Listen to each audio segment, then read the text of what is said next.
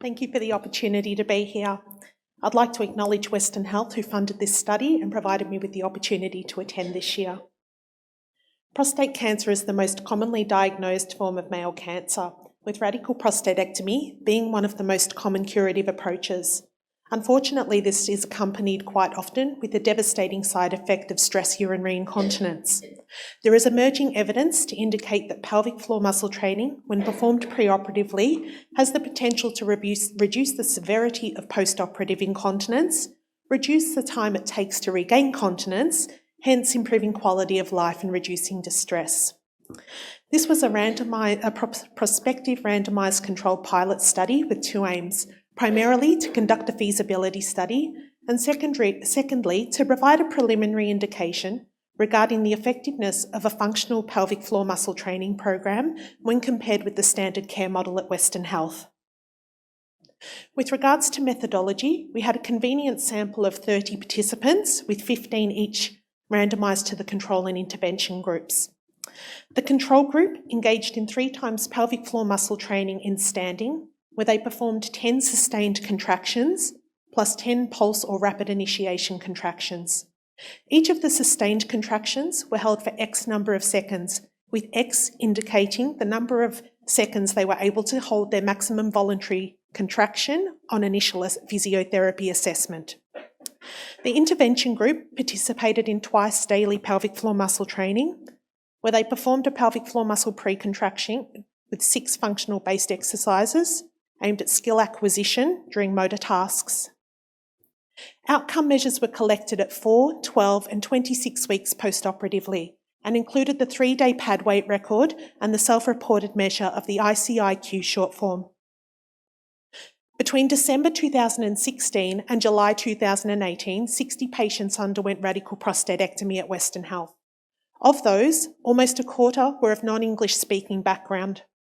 24 participants completed the study. In order to complete the study, you needed to complete all outcome measures to the 26-week mark, and there were no adverse events with participation.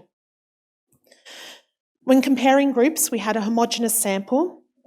When looking at data analysis, we found that at the 26-week mark, there was a statistically significant difference with regards to perceived urinary severity and self-perceived bother in favour of the intervention group.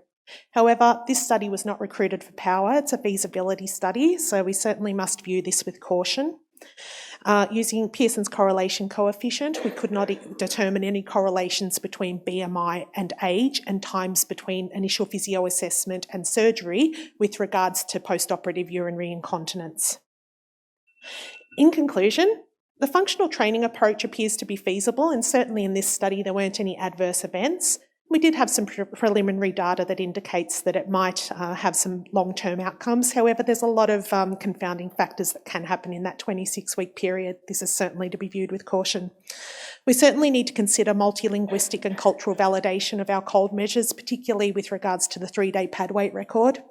And when considering a multi-site RCT, we certainly need to assess the health behaviours as well as the patient experience with regards to their engagement and adherence in physiotherapy. Thank you.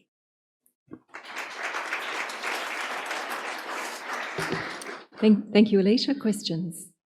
Petra. Hi, thank you for this presentation. I'm Petra Voram from the Netherlands. There have been already a lot of studies done in this field, from Marijke van Kampen, from Inge Gerards from Belgium, and our own studies. And there was no evidence for giving preoperatively pelvic floor muscle training, because there are a lot of factors during surgery that influence the outcome of the pelvic floor dysfunction. How do you think to handle this in your study? Yeah, absolutely. So primarily this being a feasibility study, the thing that about the surgical approach at Western Health is they all have laparoscopic surgery, and there's quite a small pool of surgeons. We did limit the number of the recruitment site to Western Health for part of that purpose. Now, what we do know about the surgical approach with regard whether we're considering laparoscopic, robotic, etc., is that that does not necessarily have an impact on the post-operative outcomes with regards to incontinence and sexual function or dysfunction, if you like.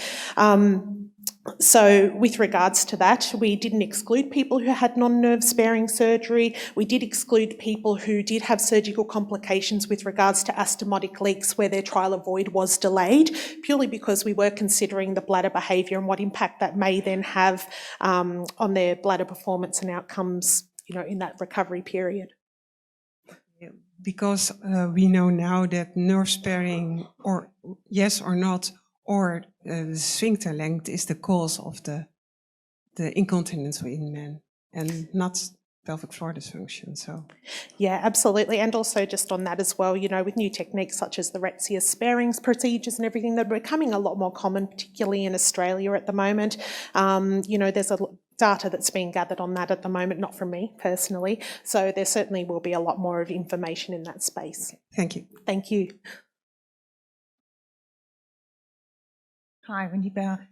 Did you check them for overactive bladder symptoms pre-op? No, well, what we did was they underwent a thorough continence assessment where we do provide standard care measures. So everyone was provided with the same bladder and bowel advice. If we did identify somebody that was on medication beforehand, for example, for management of bladder type symptoms, they were excluded.